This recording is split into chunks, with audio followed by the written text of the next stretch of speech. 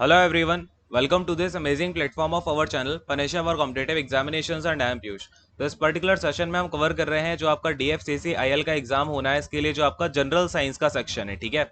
और अभी तक आपकी ऑलरेडी 5 क्लासेस हो चुकी हैं, तो आपने अगर वो नहीं करी हुई हैं तो वो कर लो जाके। और ये जो आपका पर्टिकुलर सेक्शन है जीएस का यानी कि जनरल साइंस का, ये आपका 24 क्वेश्चंस का आना है, यानी कि one of the most important subject है आपके लिए।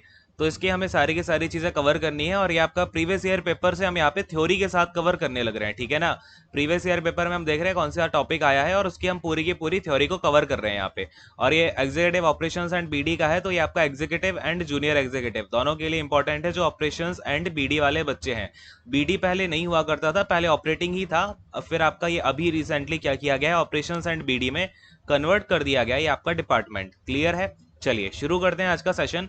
और आपको ये पता होगा हम अभी ह्यूमन डिजीजेस को कवर कर रहे थे, ठीक है ना। कल की क्लास में भी हमने क्या किया था, यानी कि कल यानी कि जो आपका सैटरडे को क्लास हुई थी, ठीक है, उसमें हमने ह्यूमन डिजीज कवर करने स्टार्ट कर दिए थे और आपके बैक्टीरियल डिजीज हो गए थे। आज हम वायरल डिजीज को यहाँ पे कवर करने लग जाएंगे। चलिए, अच्छा, यहाँ पर अगर आप टेस्ट सीरीज वगैरह यूज़ करना चाहते हो तो टेक्स्ट बुक की टेस्ट सीरीज आप यहाँ पे यूज़ कर सकते हो। यहाँ पे DFCCL के एग्ज़ाम के लिए सारे अलग अलग जो भी ब्रांचेस के एग्ज़ाम है उनकी टेस्ट सीरीज दे रखी है। इसके अलावा भी आपका ऑपरेशंस एंड बीडी की भी है, इसमें 5 फुल लेंथ है आपके, 36 सब्जेक्ट टेस्ट हैं, 57 चैप्टर टेस्ट हैं।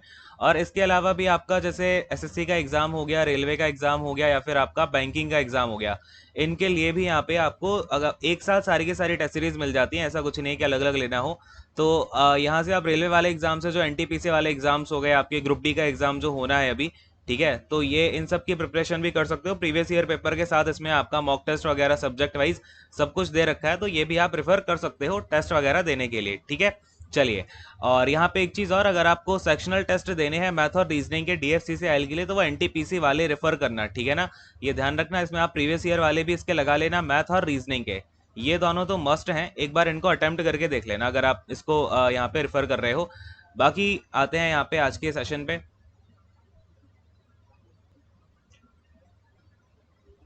और यहाँ पे आप कूपन कोड वगैरह भी लगा सकते हो। पेन 10 कूपन कोड लगाओगे तो आपको 10% का जो है ऑफ मिल जाएगा।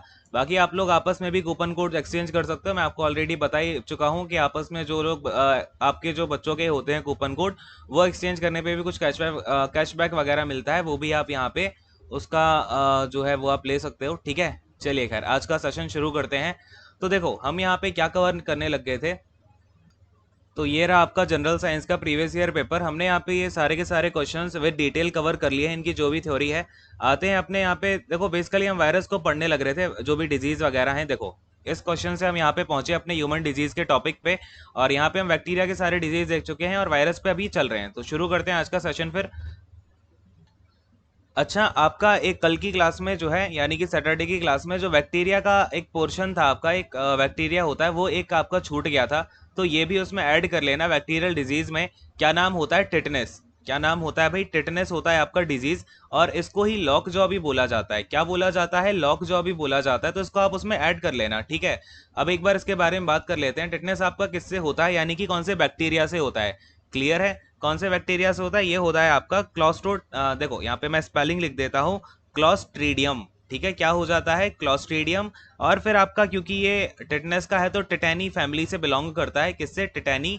और आपका बैक्टीरिया होने की वजह से इसको वैसिली भी आगे लगा देते हैं, बाकी कंपलसरी कंपलसरी नहीं है ऐसा कुछ, ठीक है।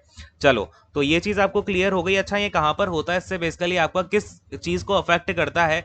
तो ये जो मसल फाइबर होते हैं, ठीक है ना, किसको? मसल फाइबर्स जो होते हैं उनको ये अफेक्ट करता है, यानी कि जो आपकी मांसपेशियां होती हैं बेसिकली उनको यहाँ पे अफेक्ट कर रहा होता है।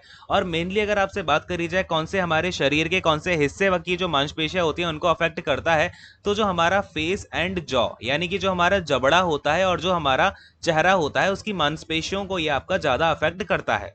अरे बोलो हाँ, क्लियर है क्या ये चीज? चलिए, अगर आपसे पूछा जाए कि ये कैसे होता है, तो ये बैक्टीरिया आपका जो है क्लॉस्ट्रीडियम टिटैनी, ये आपका प्रेजेंट होता है डस्ट वगैरह में, या फिर किसी एनिमल के ऊपर यहाँ पे प्रेजेंट होता है, या फिर लेटस से आपको किसी चीज से क्या हुआ, कट लग गया, ठीक है, किसी पर्टिकुलर आपका कोई चीज पड़ी हुई थी, उसमें ये वायरस प्रेजेंट था, डस्ट वगैरह वहां पे लगी हुई थी, तो उस कट से भी आपकी बॉडी के अंदर ये एंटर हो जाता है। तो आपने अक्सर देखा होगा जब भी गिर जाते हो आप लोग, तो क्या बोला जाता है कि टेटनस का इंजेक्शन लगवा लो, ठीक है। तो वो इसलिए बोला जाता है क्योंकि डस्ट वगैरह में ही आपका मोस्टली ये वायरस पाया जाता, बैक्टीरिया पाया जाता है, ठीक है ना।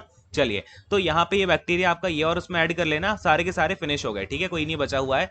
चलो, वायरस हम देख रहे थे, यहाँ पर मैंने आपको मम्स एंड मीजल्स तक जो है वायरस सारे के सारे करा डाले थे। अब शुरू करते हैं यहाँ पे आगे। तो अब आपका टोटल 8 मैंने वायरस करवा दिए थे, 9th नंबर का वायरस हो जाता है आपका, यानी कि 9th नंबर का जो हमारा बेसिकली डिजीज है ये है चिकनगुनिया, ठीक है ना। क्या नाम है इस डिजीज का? चिकन गुनिया, या फिर देखो इसको ना यहाँ पे गुनिया भी ऐसे लिखा जाता है कहीं कहीं, और कहीं कहीं इसको गुनिया भी लिख देते हैं, तो कोई इसमें डाउट वाली बात होनी नहीं चाहिए आपके लिए। अच्छा, अब ये जो चिकनगुनिया है आपका, ये कौन से वायरस से होता है? तो इसके वायरस का नाम भी देखो चिकनगुनिया वायरस ही है, लेकिन कहीं कहीं आपको ना ऐसा लिखा दिख सकता है चिकनगुनिया वायरस, कैसा भाई? चिकवी करके, ठीक है। क्या लिखा दिख सकता है आपको? चिकवी। इस चिकवी का मतलब कुछ नहीं होता, बस इस चिक का मतलब होता है चिकनगुनिया, ठीक है ना। इस चिक का मतलब क्या होता है? चिकनगुनिया, और इस वी का मतलब क्या होता है? वायरस होता है, ठीक है। तो आपको कहीं कहीं चिकवी लिखा दिख जाएगा, तो उसमें आपको ज्यादा टेंशन नहीं लेनी। अरे बोलो हाँ, क्लियर है क्या?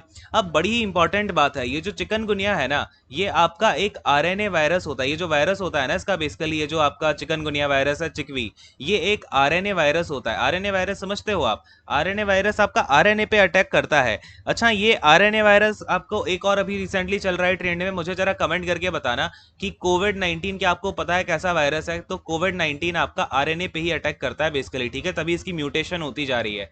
तो मैं सोच रहा हूँ कोविड-19 के ऊपर एक अलग से लेक्चर लिया जाएगा, जिसमें कि हम पूरी की पूरी डिटेल की बात करेंगे। और जो कोरोना वायरस है ना, वो नई चीज नहीं है। ये जो कोरोना वायरस है ये पहले से भी था। जो आपका सार्स कोरोना वायरस बोलते हैं ना, सार्स कोरोना वायरस पहले से था, काफी पहले इसको आइडेंटिफाई किया गया था जब स्पेनिश फ्लू आया था। तो ये थोड़ा सा आपका अच्छा, यहाँ पे काफी क्वेश्चंस बन सकते हैं, तो कोविड-19 बताना अलग से डिस्कस करें कि आपको मैं क्लास में ही थोड़ा सा तो बता ही दूंगा ये। चलिए खैर, ये क्या हो गया आपका आरएनए वायरस होता है। और अगर मैं आपसे बात करूं सबसे पहले चिकनगुनिया को कहाँ पे ऑब्जर्व किया गया था, तो 1952 में तंजानिया में किया गया था। अब ये क्वेश्चन जो है आपका एक एग्जाम में आ चुका है, इसलिए मैं आपको यहाँ पे बता रहा हूँ ये वाला फैक्ट। क्लियर है? अच्छा, अब एक चीज और ध्यान में रखना, ये जो चिकनगुनिया है कैसे फैलता है, यहाँ पे काफी इंपॉर्टेंट बात आ जाती है, तो ध्यान से लिख लो इसको भी, कि ये जो वायरस का ट्रांसमिशन है, ध्यान देना, इस वायरस का ट्रांसमिशन कैसे होता है। इस वायरस का ट्रांसमिशन, तो इस वायरस के ट्रांसमिशन के लिए जिम्मेदार होते हैं दो टाइप के मॉस्किटोज। क्या होते हैं भाई? मॉस्किटोज यानी कि मच्छर। हिंदी मीडियम वाले बच्चे भी अच्छे समझते जाओ सारी की सारी चीजें, ठीक है। देखो, यहाँ पे ट्रांसमिशन कौन कौन से मच्छर से होता है, एक मच्छर की जानकारी मैं आपको पहले भी दे चुका हूं। क्या नाम है भाई? एडिस, फटाफट से बोलो, याद है क्या ये वाला? एडिस इजिप्टी। क्या नाम है? एडिस इजिप्टी। अब बताओ जरा, मैंने कल कहाँ बताया था इसके बारे में? यहाँ पे। और आपका जो दूसरा मच्छर हो जाता है, ये हो जाता है एडिस फैमिली का ही, इसका नाम होता है एल्बोपिक्टस। क्या होता है? एल्बोपिक्टस। तो ये जो दोनों मॉस्किटोज होते हैं, ये बेसिकली क्या करते हैं, आपका एडिस इजिप्टी और एल्बोपिक्टस। अब समझना ध्यान से, ये आपका पहला बंदा है, ठीक है, लेटस से इसको यहाँ पे चिकनगुनिया है, ये चिकनगुनिया पॉजिटिव है, और ये दूसरा बंदा यहाँ पे बैठा हुआ है मजे में। अब ये जो एडिस इजिप्टी है या फिर आपका एडिस एल्बोपिक्टस है, ये ना एल्बोपिक्टस लिखा है, जिनको स्पेलिंग समझ में ना आ रही हो ध्यान से लिख लेना, क्या लिखा है? एल्बोपिक्टस। तो इस एल्बोपिक्टस, ये क्या करेंगे दोनों मच्छर, लेटेस्ट से इसको है, तो इसको जाके इन्होंने जैसे ही काटा, तो जैसे ही इस मच्छर ने इसको काटा, यानी कि इस मॉस्किटो ने इस पर्सन को बाइट किया, तो इसके अंदर जो आपका चिकनगुनिया या फिर ये जो वायरस था चिकवी का, ये इसके मच्छर के अंदर आ गया, ब्लड के थ्रू क्या हो गया, इस मच्छर के अंदर आ गया, यानी कि ये जो आपका यहाँ पे मॉस्किटो है इसके अंदर आ गया। अब आपको मैंने ना एक प्रोसेस बताई थी, बायोमैग्निफिकेशन। कौन सी प्रोसेस बताई थी? बायो मैग्निफिकेशन प्रोसेस बताई थी। तो आपके माइंड में वो चीज है कि नहीं है? सारी चीजें कहीं ना कहीं इंटरलिंक होती रहती है डियर, इसलिए मैं हमेशा बोलता हूँ क्लास कभी भी मैं जो भी कराता जा रहा हूँ ना, उसको एक एक करके करते जाओ। तो ये जैसे ही मॉस्किटो ने इसका ब्लड मॉस्किटो के अंदर गया ना, तो थोड़ा सा आप इस बायोमैग्निफिकेशन की प्रोसेस को ध्यान करो। मैंने क्या बताया था, जो दूसरा आपका कंज्यूमर होता है उसके अंदर ज्यादा ज्यादा होने लगता है, यानी कि ये जो अब इस मच्छर के अंदर जब ये आपका वायरस पहुंच गया चिकवी का, तो ये इसके अंदर ना काफी ज्यादा मात्रा में अपने आप को रिप्लिकेट करना स्टार्ट कर देता है। क्या करना स्टार्ट कर देता है? रिप्लिकेट करना स्टार्ट कर देता है, यानी कि अपने जैसे कई सारे वायरस बना लेता है। फिर जैसे ही ये वाला मच्छर जाकर के इस पर्सन को काटेगा, यहां से उड़ा और फिर ये जाके यहाँ पे बैठ गया, फिर जैसे इस मॉस्किटो ने इस पर्सन को काटा, तो वही जो वायरस होते हैं इसके अंदर मॉस्किटो के, वो इस पर्सन की बॉडी में इंजेक्ट हो जाते हैं। तो इस तरीके से चिकनगुनिया का यहाँ पे क्या हो रहा होता है? ट्रांसमिशन होता है, यानी कि फैलता है आपका चिकनगुनिया। अरे बोलो हाँ, क्लियर है क्या? समझ में आया तो फटाफट से हाँ बोल दो। और आपको अब चिकनगुनिया से कभी भी कोई भी क्वेश्चन आ जाए, कहीं कोई दिक्कत वाली बात है नहीं। चलिए 10th नंबर के यहाँ पे वायरस पे आते हैं, और यहाँ पे हम बात करेंगे स्वाइन फ्लू की, ठीक है। किसकी बात करने लग रहे हैं हम? Swine flu. स्वाइन फ्लू सभी को पता होगा, ये मोस्टली किससे होता है, आपका जो सुअर होते हैं यानी कि जो पिग्स होते हैं उनके थ्रू आपका स्वाइन फ्लू फैलता है। अच्छा ये चीज तो ठीक है, यहाँ पे एक ना स्वाइन फ्लू जैसे कि अभी आप देख रहे हो कोरोना वायरस के अलग अलग स्ट्रेन निकल के आ रहे हैं, ठीक है ना। कोई बोल रहा है कि सेकंड वेव में अलग स्ट्रेन आ रहा है, थर्ड वेव में अलग स्ट्रेन आएगा। तो ऐसे ही जो स्वाइन फ्लू का आपका ये पिग से जो होता है, ये एक स्ट्रेन सबसे ज्यादा कॉमन स्ट्रेन है इसका H1N1, ठीक है। तो कभी भी अगर पूछा जाए कि H1N1 कौन से यहाँ पे डिजीज से रिलेटेड है, तो ध्यान रखना हमेशा आपका ये स्वाइन फ्लू से रिलेटेड होता है, और ये क्वेश्चन कई बार पूछा गया एग्जाम्स वगैरह में। क्लियर है, ध्यान रखोगे ना हमेशा। H1N1 आपका क्या है, ये स्ट्रेन है। क्या है, ये आपका स्ट्रेन है। किसका स्ट्रेन है भाई, ये जो वायरस आपका जो कॉज करता है आपका ये स्वाइन फ्लू को, ठीक है ना। और स्वाइन फ्लू को कॉज करने वाले जो भी वायरस वगैरह होते हैं उनको इन्फ्लुएंजा बोला जाता है इस चीज को, ठीक है। क्या बोला जाता है, इन्फ्लुएंजा वायरस को बोला जाता है। अरे बोलो हाँ, क्लियर हो रहा है क्या। अच्छा ये जो भी आपके ये वायरस वगैरह होते हैं जिनसे फ्लू वगैरह होता है, ठीक है ना, ये सारे के सारे वायरस इन्फ्लुएंजा के अंदर आते हैं, ठीक है ना। इन सभी वायरस को हम इन्फ्लुएंजा, एक कॉमन टर्म है ये, क्या है, कॉमन टर्म जो कि इस तरीके के वायरस को रेफर किया जाता है बोलने के लिए। अरे बोलो हाँ, क्लियर है क्या। चलिए अगर हम यहाँ पे बात करें, ये तो आपका स्वाइन फ्लू हो गया, एक और यहाँ पे फ्लू होता है बर्ड फ्लू। क्या बोलते हैं हम, बर्ड फ्लू बोला जाता है। तो ये बर्ड फ्लू बेसिकली क्या होता है, तो मैंने आपको बताया कॉमन टर्म क्या है, इन्फ्लुएंजा है। तो इन्फ्लुएंजा का एक वायरस होता है, इन्फ्लुएंजा वायरस ए, ठीक है ना, IVA। ध्यान देना, बर्ड फ्लू किससे होता है, इन्फ्लुएंजा वायरस ए से होता है। अच्छा अगर मैं आपसे बात करूं, इन्फ्लुएंजा जो है ना आपका टोटल 4 टाइप का होता है वैसे। Influenza virus A, influenza virus B, influenza virus C, influenza virus D. जैसे कि हेपेटाइटिस के वायरस थे ना अलग अलग, तो ऐसे ही इन्फ्लुएंजा के ना ABCD अलग अलग टाइप होते हैं। तो इसका जो इन्फ्लुएंजा वायरस ए होता है, इससे कॉज होता है आपका बर्ड फ्लू। अरे बोलो हाँ, क्लियर है क्या इतनी सी चीज। चलिए अच्छा, बर्ड फ्लू तो ये हो गया। अगर आपसे स्वाइन फ्लू पूछ ले कौन से वाले इन्फ्लुएंजा वायरस से होता है, तो इन्फ्लुएंजा वायरस बी से होता है आपका स्वाइन फ्लू, ए से होता है आपका बर्ड फ्लू। अरे बोलो हाँ, इतनी सी चीज ध्यान में रखना अच्छे से। और ये जो H1N1 स्ट्रेन है, ये इसी आपका जो बी वाला होता है, इन्फ्लुएंजा वायरस बी, IVB का ही एक आपका स्ट्रेन है H1N1। क्लियर है क्या, जिससे आपका क्या होता है, स्वाइन फ्लू आपका होता है। क्लियर हो गया ना, यहाँ पे कोई डाउट मत रखना, यहाँ से सारे के सारे क्वेश्चंस पूछे जाते हैं, ठीक है। चलो, और ये जो बर्ड फ्लू होता है आपका, ये अगेन आपका बर्ड फ्लू वर्ड्स को यहाँ पे क्या करता है, इन्फेक्ट करता है। किसको, बर्ड्स को। और ये जो स्वाइन फ्लू है, ये अपना पिग्स से किस में आ जाता है, ह्यूमंस में आ जाता है। और बर्ड फ्लू ह्यूमन में कैसे आता है, जो लोग यहाँ पे बर्ड की यहाँ पे फार्मिंग वगैरह करते हैं, फिर बर्ड्स को पालते हैं, ऑर्निथोलॉजी वगैरह की स्टडी करते हैं, ऑर्निथोलॉजी वगैरह करते हैं, तो उनको यहाँ पे आ सकता है। और बाकी जो लोग अनकुक्ड यानी कि रॉ, यहाँ पे रॉ मीट खा लेते हैं बर्ड का, तो उनको भी यहाँ पे होने के चांसेस होते हैं, ठीक है। तो ये सब चीजें हैं इसकी। अच्छा यार, वायरस से एक चीज और मुझे यहाँ पे याद आ रही है, मैंने आपको एड्स में एक चीज नहीं कराई, यहाँ से बहुत क्वेश्चन पूछे जाते हैं, ठीक है ना। एड्स में एक चीज और नोट डाउन करो, ये मैं आपका थोड़ा सा बताना भूल गया कल, कि एड्स के ना कुछ टेस्ट के नाम होते हैं, यानी कि एड्स के जो टेस्ट हैं उनके आप नाम नोट डाउन करो, यहाँ से क्वेश्चंस पूछे जाते हैं कई सारे। जैसे अगर मैं आपसे बात करूं कौन कौन से टेस्ट होते हैं, इनके फुल फॉर्म पूछे जाते हैं, या फिर आपसे ये पूछ लेगा कि एड्स से रिलेटेड कौन सा टेस्ट है कौन सा नहीं है, तो ध्यान से नोट डाउन कर लो। एक होता है एलिसा टेस्ट, एक होता है EIA टेस्ट, फिर आपका एक होता है PCR टेस्ट, एक होता है RIP टेस्ट, एक होता है IFA टेस्ट, ठीक है। सबके अभी मैं फुल फॉर्म करा दूंगा, डोंट वरी। और ये क्वेश्चन पूछा जाता है, इंपॉर्टेंट है ना। ब्लू कलर को यहाँ पे मैं एक बार ले लेता हूँ। एलिसा टेस्ट हो गया, AIA, PCR, RIP, IFA हो गया, और आपका इतने ही इंपॉर्टेंट होते हैं। चलो, एलिसा टेस्ट की अगर मैं बात करूँ, इसका फुल फॉर्म ध्यान रखना क्या होता है एलिसा का, एंजाइम, नोट डाउन करो अच्छे से। एंजाइम हो गया, ई से, एल से क्या हो गया, लिंक्ड हो गया। देन आपका एस से क्या हो जाता है, तो ये इम्यूनोसॉर्बेंट बोलते हैं। आई यहाँ पे अगर मैं आपसे बात करूँ, ये तो एल हो गया, आई से क्या हो जाएगा, इम्यूनोसॉर्बेंट, ठीक है ना, इम्यूनोसॉर्बेंट बोलते हैं। देन आपका क्या हो जाएगा, ए से एसे, क्लियर है, क्या हो जाएगा, आसे। चलिए, ये हो गया आपका इसका फुल फॉर्म भी ध्यान में रखने हैं इनके, ठीक है ना।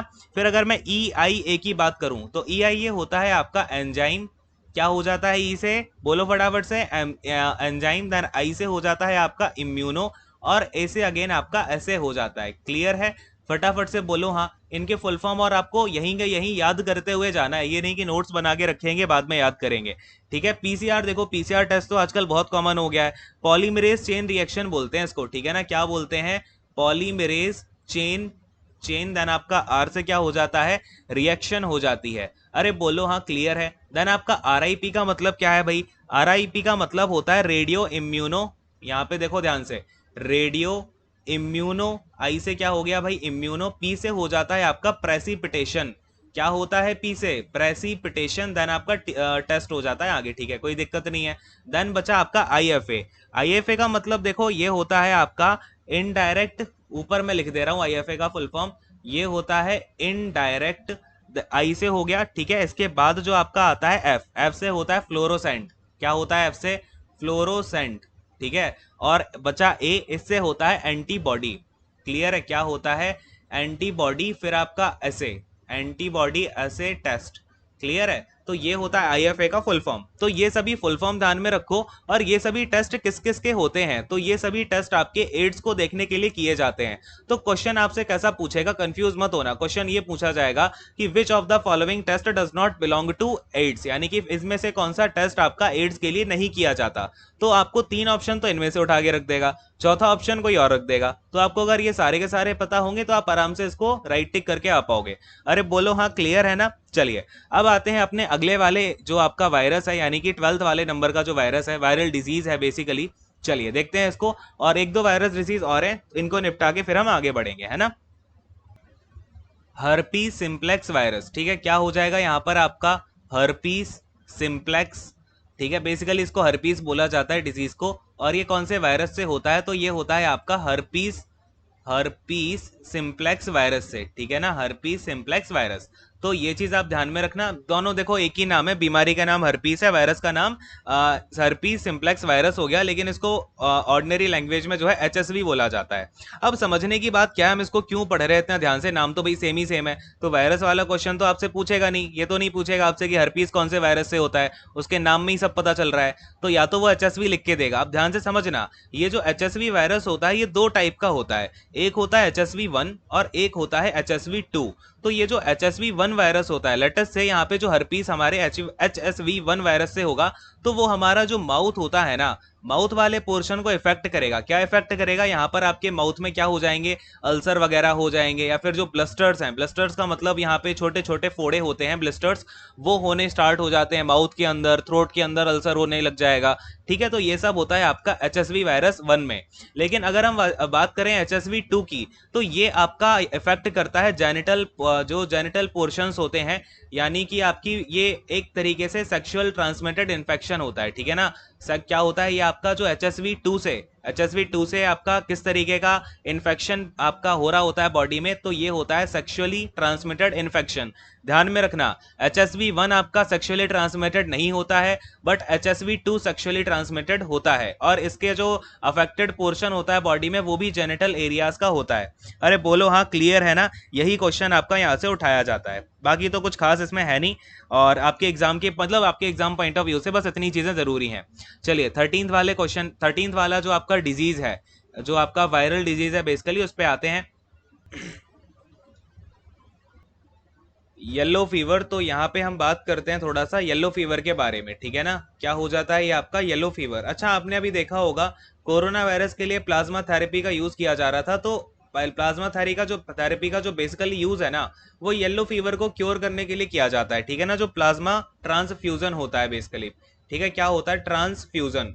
तो ये चीज भी ध्यान में रखना, प्लाज्मा ट्रांसफ्यूजन आपकी यूज की जाती है येलो फीवर के लिए। अच्छा अब ये येलो फीवर कौन से वायरस से होता है, तो ये ध्यान में रखना, ये आपका फ्लैवी वायरस से होता है। कौन से वायरस से होता है, फ्लैवी वायरस से होता है आपका येलो फीवर, क्लियर है। अच्छा ये बेसिकली पैरासाइट की तरह भी बॉडीज में प्रेजेंट रहता है येलो फीवर का, लेकिन ये एक वायरस से भी होता है, फ्लैवी वायरस, ये चीज़ ध्यान में रखिएगा। और येलो फीवर के बारे में एक चीज़ और है कि ये किससे फैलता है, तो ये ना मॉस्किटो से ही फैलता है। अगेन यहाँ पे एक बड़ा ही मच्छर है जो पीछे ही नहीं छोड़ रहा, यहाँ पे मॉस्किटो है, क्या नाम है उसका, एडिस एजिप्टी, क्या नाम है भाई, एडिस एजिप्टी है। और ये जो मच्छर है इससे आपका ये यहाँ पे इजिप्टी, ये आपका येलो फीवर यहाँ पे फैल रहा होता है। अच्छा एक चीज और, येलो फीवर जरूरी नहीं है ये आपका इजिप्टी से ही फैले, जैसे कि यहाँ पे जो भी नाम लिखा हुआ है ना इस मच्छर का, यानी कि मॉस्किटो का, तो एडीज फैमिली से ये पूरा का पूरा फैलता है, जो कि आपका एडीज एजिप्टी जो है ये सबसे ज्यादा यहाँ पे हेल्प करता है इसको फैलाने में। लेकिन एडीज फैमिली का कोई भी मच्छर हो, वो इसको येलो फीवर को यहाँ पे फैलाएगा ही फैलाएगा। अरे बोलो हाँ, बात क्लियर हो रही है क्या आपको। हाँ जी चलिए, तो ये चीज ध्यान में रखना कौन सा मच्छर है, तो ये है आपका एडीज का। बाकी एक और टाइप का मच्छर होता है, देखो एक और टाइप का मच्छर होता है, एडीज हो गया, एक तो एडीज फैमिली हो गई, दूसरी होती है हेमोगोगस। ठीक है ना, कौन सी फैमिली होती है, हेमोगोगस फैमिली होती है, इससे भी आपका ये येलो वायरस फैल रहा होता है इस कैटेगरी के मॉस्किटो से। ठीक है ना, ये भी आपका मॉस्किटो का एक फैमिली का पूरा नाम है, जैसे कि हीमोगोगस के अंदर बहुत सारे टाइप के फिर मच्छर होंगे, है ना। चलिए, क्लियर हो गया होगा। 14th नंबर के वायरस पे आते हैं, जो अपना 14th नंबर का है, और ये आपका लास्ट वायरस होने वाला है। और बेसिकली ये जो आपका डिजीज है ना, ये मेनिंजाइटिस, ये आपका वायरस से भी होता है और ये बैक्टीरिया से भी होता है। ठीक है, तो ये चीज ध्यान में रखना, ये दोनों से होता है, ये वायरस से भी होता है और आपका ये बैक्टीरिया से भी होता है। तो अगर क्वेश्चन आपके ऐसा आ जाए कि मेनिंजाइटिस किससे होता है, तो उसमें वायरस और बैक्टीरिया ये साथ में नहीं देंगे, या फिर क्वेश्चन ऐसा रहेगा कि मेनिंजाइटिस जो है आपका फेटल कौन सा होता है, फेटल यानी कि सबसे ज्यादा घातक कौन सा होता है, तो जो वायरस से आपका मेनिंजाइटिस होता है वो आपका लेस फेटल होता है। ठीक है ना, यानी कि वो ज्यादा दिक्कत नहीं देता है। बट जो बैक्टीरिया वाला आपका मेनिंजाइटिस होता है वो बहुत ज्यादा फेटल होता है, यानी कि घातक होता है। इसमें आपका इंसान मर भी जाता है, जो आपका मेनिंजाइटिस बैक्टीरिया से होता है। तो बस इसमें यही क्वेश्चन घुमा फिरा के पूछा जाता है, और तो कुछ खास है नहीं इसमें। अच्छा, इसको फैलाने वाले वायरस और बैक्टीरिया का नाम और लिख लो, सो दैट आपको कभी दिक्कत ना आए, कैसा भी क्वेश्चन पूछ लिया जाए तो। वायरस का नाम हो जाता है एंटीवायरस। ठीक है ना, क्या हो जाता है, एंटेरोवायरस, एंटेरोवायरस। और जो आपका बैक्टीरिया है, जो बैक्टीरिया आपका ये फैलाता है, इसको एक बार ग्रीन कलर से ले लेते हैं। देखो बैक्टीरिया का नाम क्या है, तो बैक्टीरिया का नाम हो जाता है स्ट्रेप्टोकोकस। ध्यान आ रहा है आपको ये नाम, स्ट्रेप्टोकोकस। मैंने आपको इसके बारे में कहीं बताया हुआ है, बताओ जरा कहाँ पे बताया है। तो जो स्ट्रेप्टोकोकस बैक्टीरिया है ना, वो मेनिंजाइटिस भी फैलाता है। ठीक है, और ये निमोनिया वाला है। और यहाँ पे एक और इसमें आप ध्यान से लिख लो इसको, हेमोफिलस। ठीक है, हेमोफिलस बैसिली, हेमोफिलस जो है आपका बैक्टीरिया, ये भी आपका क्या करता है, एक तरीके से मेनिंजाइटिस को फैलाता है। ये दोनों आपके बैक्टीरिया के नाम है, ये है वायरस का नाम। क्लियर हो गया, सब कुछ क्लियर रहेगा ना, कोई दिक्कत वाली बात नहीं है। चलिए, यहाँ पर आपके जितने भी क्वेश्चन बन सकते थे बैक्टीरियल डिजीजेस से, या फिर आपका जो वायरल डिजीज हो गए, यही सबसे ज्यादा पूछे जाते हैं, और इनके बारे में मैंने आपको हर एक फैक्ट करा दिया। अब आप DFCCIL छोड़ो, कोई भी एग्जाम देने चले जाओ आपका कंपटीशन का, इनसे तो कोई क्वेश्चन आपका बाहर नहीं जाने वाला। अब हम यहाँ पे आते हैं जो आपके प्रोटोजोअन डिजीज हैं। ठीक है ना, जो आपके प्रोटोजोआ से होते हैं, यानी कि प्रोटोजोअन डिजीज बोलते हैं, और बेसिकली ये पैरासाइट होते हैं एक तरीके के। तो भाई इन डिजीजेस में आपका नंबर 1 पे क्या आ जाता है, एक बार थोड़ा सा रुको भाई, कहाँ चला गया, देखो ये आपका नंबर 1 पे आ जाता है काला अजर। ठीक है ना, क्या होता है, काला अजर।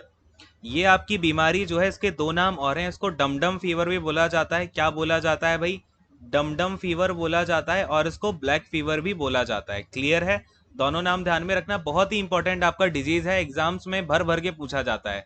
तो काला अजर किसके थ्रू होता है, ठीक है ना, तो आपका जो प्रोटोजोआ है इसका नाम होता है लीशमानिया। ठीक है ना, क्या होता है, लीशमानिया, लीशमानिया डोनोवनी। ठीक है ना, लीशमानिया डोनोवनी जो है आपका ये सॉरी, ये आपका प्रोटोजोआ का नाम है, ध्यान में रखोगे सभी लोग। अच्छा, किससे होता है ये आपका, सैंड फ्लाई के काटने से होता है। किससे होता है, मेनली सैंड फ्लाई के काटने से होता है। सैंड फ्लाई आपकी बेसिकली रेगिस्तान वगैरह में देखी जाती है मक्खी। क्लियर है। अच्छा, अब ये किसको यहाँ पे आपका अटैक करता है, हमारे बॉडी के कौन से पार्ट को, बहुत इंपॉर्टेंट है, जो आपका स्प्लीन होता है।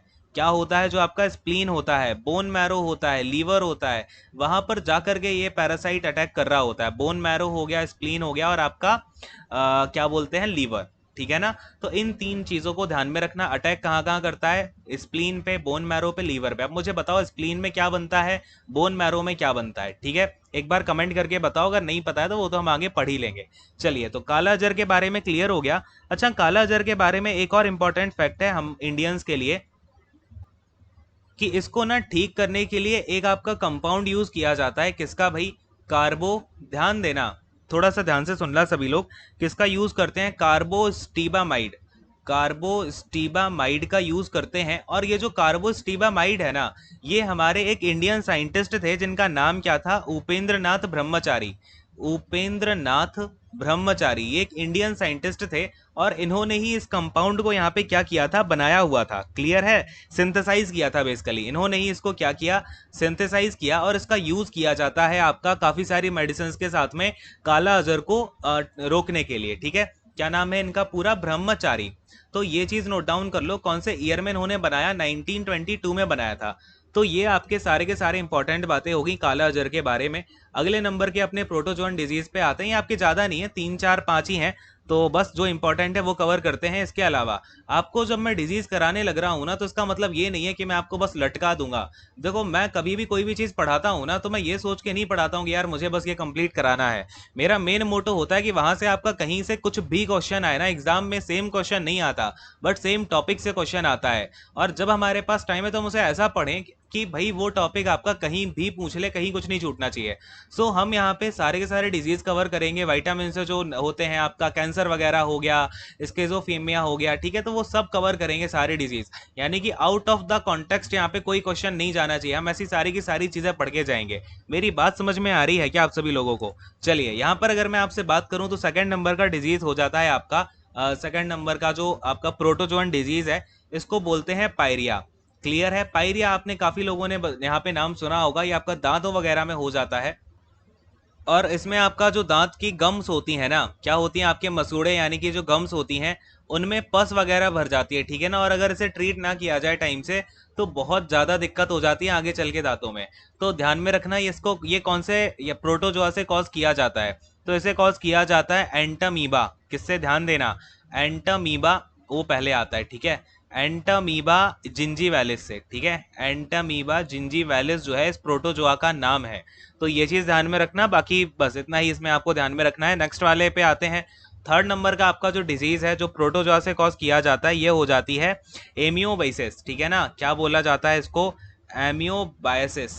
क्लियर है? अच्छा, ये कौन से यहाँ पे अगेन कौन से प्रोटोजोआ से होता है? तो देखो, इसकी जो फैमिली है वो तो एंटामीबा ही है। क्या नाम है फैमिली का? एंटामीबा है। लेकिन अगर यहाँ पे बात करें इसके अंदर जो इसका नाम है वो होता है हिस्टोलाइटिका, ठीक है। क्या होता है?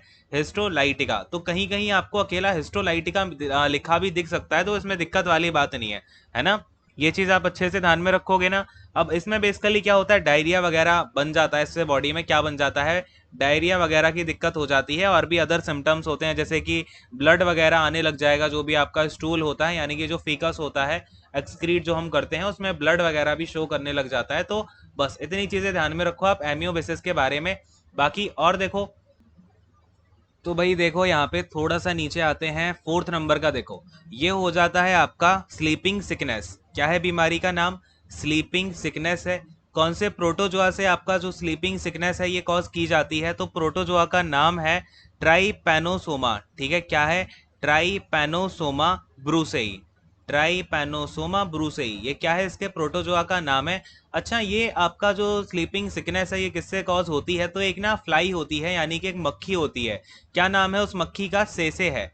क्या नाम है इस मक्खी का? सेसे नाम है, नोट डाउन कर लेना, यही होता है इसका नाम। या फिर इसको कहीं कहीं टिक टिक टिक टिक फ्लाई भी बोला जाता है।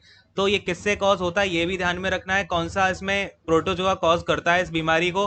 तो ट्राइपैनोसोमा ब्रूसेई। अरे बोलो हाँ, क्लियर रहेगा ना हमेशा। ध्यान रख लो, ट्राइपैनोसोमा, यानी कि मुझे यहाँ पे सोने की नींद नहीं आ रही, सोमा यानी कि सोना नहीं हो पा रहा मेरा। तो ट्राइपैनोसोमा ब्रूसेई क्या कर रहा है? मेरी स्लीपिंग सिकनेस दे रहा है मुझे। और कौन सी है यहाँ पे आपकी फ्लाई मक्खी का नाम क्या है? से टिक टिक, से टिक टिक, ठीक है। वैसे भी टिक टिक ने, टिकटॉक ने वहाँ पे सोना मुश्किल कर दिया था काफी लोगों का।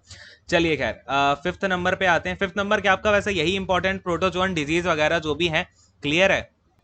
और बाकी हमने मलेरिया वगैरह के बारे में बात कर ही ली थी, तो फटाफट से आ जाते हैं जो भी आपके फंगल डिजीज हैं, ठीक है ना। क्या बात करने वाले हैं अब हम? फंगल डिजीज भी आपके 3 4 ही हैं जो इंपॉर्टेंट है आपके एग्जाम पॉइंट ऑफ व्यू से। उनको हम देख लेते हैं फटाफट से। सबसे पहला आ जाता है आपका एथलीट फुट, ठीक है ना। क्या आ जाता है? एथलीट्स फुट आ जाता है। अच्छा, ये एथलीट्स फुट आपका क्या होता है? बेसिकली इसका ना एक और नाम भी होता है, साइंटिफिक नेम इसका जो है टीनियास पेडिस भी बोलते हैं, ठीक है ना। तो अगर आपको ये नाम दिख जाए तब भी आपको टेंशन नहीं लेनी है। क्या बोलते हैं?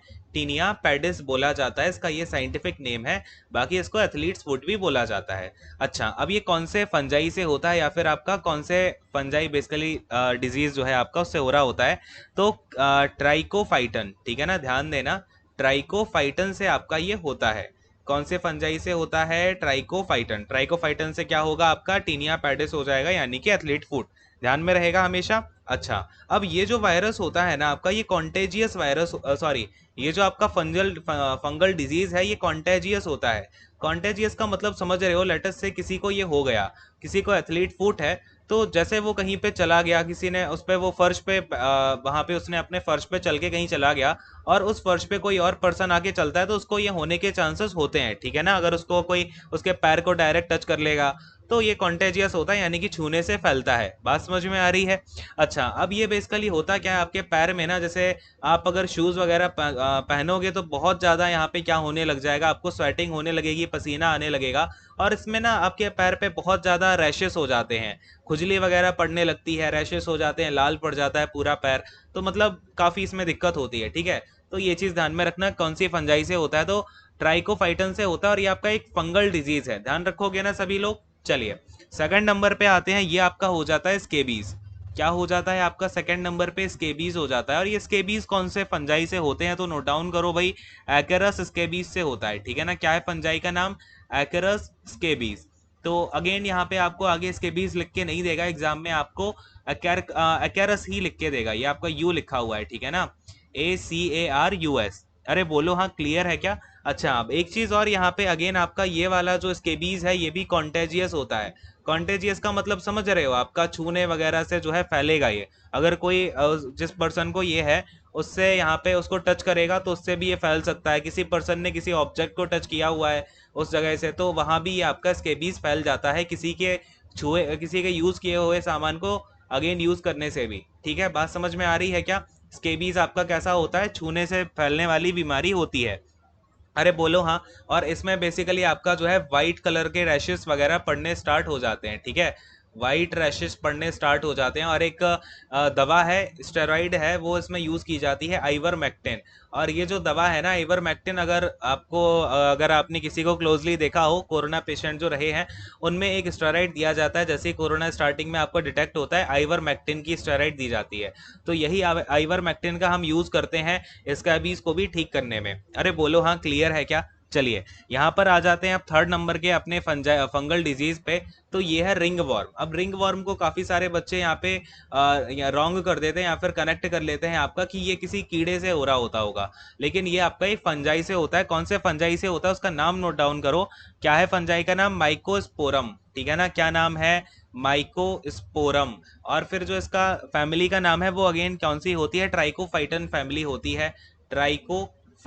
तो ये चीज ध्यान में रखना, क्या नाम है पूरा, माइकोस्पोरम ट्राइकोफाइटन। ध्यान में रखोगे, रिंगवर्म किससे होता है, इससे होता है। चलिए, और ये बेसिकली आपका हीट और मॉइस्चर वगैरह से नॉर्मली हो जाता है, ठीक है।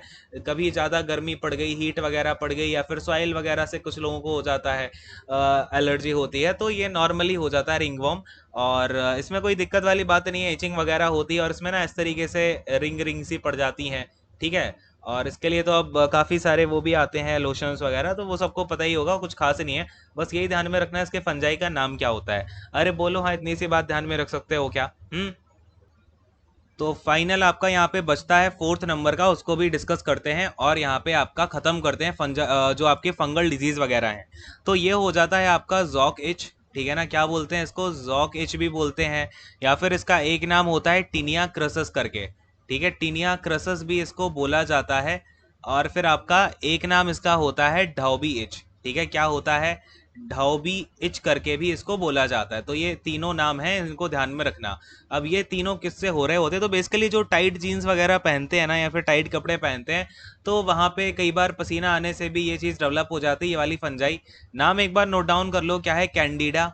क्या है भाई फंजाई का नाम, कैंडिडा एल्बिकन्स, ठीक है ना, कैंडिडा एल्बिकन्स। तो बेसिकली इससे ये कौन से पार्ट को अफेक्ट करता है, तो जो जेनिटल पार्ट्स होते हैं उनको ये अफेक्ट करता है, बटक्स वगैरह हो गए, तो उनमें जो है काफ़ी ज़्यादा एचेस होने लग जाती है, रेडनेस आ जाती है। तो ये सभी आपके यहाँ पे सिम्टम होने लग जाते हैं, रेड रैशेस हो जाते हैं, ठीक है। तो ये कौन से यहाँ पे फंजाई से होता है, कैंडिडा एल्बिकन्स से होता है। बस यही इतना इंपॉर्टेंट है, बाकी कुछ आपको खास इसमें फंजाई में ज़्यादा कुछ है नहीं। क्लियर है। तो ये इंपॉर्टेंट डिजीज थे जो कि आपके कम्युनिकेबल थे, यानी कि फैलने वाले डिजीज थे ये सारे के सारे। अब हमने देखो क्या क्या कवर कर लिया, वायरस से होने वाले डिजीज सारे कवर कर लिए हैं, बैक्टीरिया से होने वाले सारे कर लिए, प्रोटोजोआ से होने वाले सारे कर लिए, और आपका फंजाई से होने वाले कर लिए हैं। अब आपका बचता है जो थोड़े से वॉर्म्स वगैरह होते हैं ना, क्या बोलते हैं इनको, वॉर्म्स वगैरह, कीड़े से थोड़े से आपके क्वेश्चंस पूछे जाते हैं यहाँ से भी। फिर मैं आपको ना जो नॉन कम्युनिकेबल डिजीज हैं, कुछ आपकी डिजीज हैं वो भी करवाऊंगा, जैसे कि कैंसर हो गया, डायबिटीज हो गया, यहाँ से बहुत क्वेश्चंस पूछे जाते हैं, डायबिटीज से, कैंसर से, आर्थराइटिस हो गया, ठीक है ना। तो ये भी मैं आपको कवर कराऊंगा, ठीक है ना। और आपका बाकी फिर जो बचते हैं यहाँ पे, लाइक जो आपका रिकेट्स हो गया, ठीक है ना, रिकेट्स हो गया, गिटरी हो गया, तो ये सब भी मैं आपको फिर हल्के फुल्के कवर करा दूंगा। और कल हम यहाँ पे अपना डिजीज का पूरा चैप्टर ऐसा फिनिश कर लेंगे कि आपने अगर ये पूरा कंप्लीट कर लिया, आपको फिर इसके अलावा कुछ देखने की जरूरत नहीं पड़ेगी, डिजीज का पूरा कॉन्सेप्ट क्लियर हो जाएगा। और ये जो मैंने क्लास दी है ना, यहाँ से आपके कम से कम 500 क्वेश्चंस बन जाएंगे, ठीक है, डिजीज डिजीज के, ये जो पूरी की पूरी मैंने थ्योरी करवाई है। तो ये इन सब चीज़ों को अच्छे से याद कर लेना। और आई होप कि आपको कल संडे की छुट्टी मिली हुई थी, आप सभी ने सब कुछ याद कर लिया होगा। और आज आपका 7 PM को ना जो जीके है, जो आपकी जीके की क्लास चल रही थी, और जो आपके प्रीवियस ईयर पेपर के बेसिस पे या फिर जो आपके रेलवे के पेपर हुए हैं उसके बेसिस पे आपको क्वेश्चंस, यहाँ पे क्वेश्चंस का लाइव टेस्ट होने वाला है। आई होप आपने सब कुछ रिवाइज कर लिया होगा जो भी पढ़ाया गया था आपको। आई थिंक टोटल 10 क्लासेस हो चुकी हैं उसकी, है ना। तो 10 क्लासेस वो कर लेना। बाकी आपको जो टीसीएस के क्वेश्चंस करने के लिए प्लेलिस्ट बताई थी आपने, वो सब भी कर लिया होगा। तो 7 PM को ये वाला टेस्ट दो आप लोग, लाइव टेस्ट है आपका, जीके का फर्स्ट टेस्ट है ये, ठीक है। और फिर मैं आपका आने वाले कुछ दिनों में, अब वो मैं नहीं बताऊंगा कब लूंगा, सरप्राइज टेस्ट होगा, उसमें मैं आपका history of Indian railways DFCCIL हो गया, या फिर आपका यहाँ पे CRM हो गया, यानी कस्टमर रिलेशनशिप हो गया, फिर आपका जनरल साइंस हो गया, जीके हो गया, सारे के सारे क्वेश्चंस डालूंगा, ठीक है। मिक्स टेस्ट होगा, वो मैं लूंगा। क्लियर है? तो ये सारी की सारी चीज़ें अच्छे से पढ़ते रहो। और पढ़ने का यार देखो, एक चीज़ हमेशा ध्यान में रखो, क्या बोलता हूँ मैं, मेहनत का कोई सब्स्टिट्यूट नहीं होता। और ये चीज़ ऐसे ही नहीं बोलता हूँ आपसे, रियली में आज के टाइम पे अगर आप सोच रहे हो ना कि मैं कोई शॉर्टकट मेथड अपना के अपनी जो है कुछ अर्निंग करने लग जाऊंगा, या फिर कोई भी काम आप यहाँ पे शॉर्टकट यूज करके करना चाह रहे हो, तो वो ना ज़्यादा दिन चलेगा नहीं, वो टिकेगा नहीं, उसका बेस ही मजबूत नहीं है, क्योंकि आपने उसके लिए मेहनत नहीं की इतनी ज़्यादा। हार्डवर्क का कोई सब्स्टिट्यूट नहीं होता डियर, ठीक है ना। अगर आप सोच रहे हो कि मैं कोई शॉर्टकट बना करके कुछ भी कर लूंगा लाइफ में, तो नॉट पॉसिबल, वो बहुत ही जल्दी खत्म हो जाता है, ठीक है। तो there is no substitute to the hard work, ध्यान रखो सभी लोग। और आजकल के टाइम में ना आपको ये जो रेस चल रही है ना, इस रेस में दौड़ना ही पड़ेगा। इसमें रेस में आपको दौड़ना किसे है, ये जो आपका कंपटीशन की रेस है, एग्जाम देने कौन जा रहा है, आप जा रहे हो। तो यहाँ पर सबसे ज्यादा मेहनत करने की जरूरत किसे है, आपको है। तो समझो इस चीज को, ठीक है ना। और जो टीचर हैं या फिर मैं आपको जो चीजें पढ़ा रहा हूँ, हम लोग एज अ कैटलिस्ट काम कर रहे हैं आपकी प्रिपरेशन में, सब कुछ आपको ही करना है, समझ रहे हो बात। तो बहुत अच्छे से पढ़ाई करते रहो, बिल्कुल कुछ भी इसमें आपको रुकने थकने की जरूरत नहीं है, ठीक है ना। बहुत अच्छे से पढ़ाई करनी है यार, और बहुत बड़ा सफर है आपके लिए ये। चलिए खैर, यहीं पर इस सेशन को एंड करूंगा। आई होप आपको सब कुछ क्लियर हो गया होगा। मिलते हैं फिर 5 PM वाली क्लास में, कस्टमर रिलेशंस में, वो भी हम यहाँ पे खत्म कर रहे हैं धीमे धीमे, है ना। और कस्टमर रिलेशन में तो अभी शुरुआत हुई है चीज़ों की, मैंने आपको अभी बेसिक्स आपके दिमाग में गए हैं, ठीक है ना। अभी तो चीज़ें आएंगी, टेक्निकल टर्म्स आएंगे, खूब सारे आएंगे, ठीक है। तो वो सब आप समझते जाना अच्छे से। तो खैर अब इस सेशन को यहीं पर एंड कर देता हूँ। Thank you so much, God bless you all, take care and bye bye.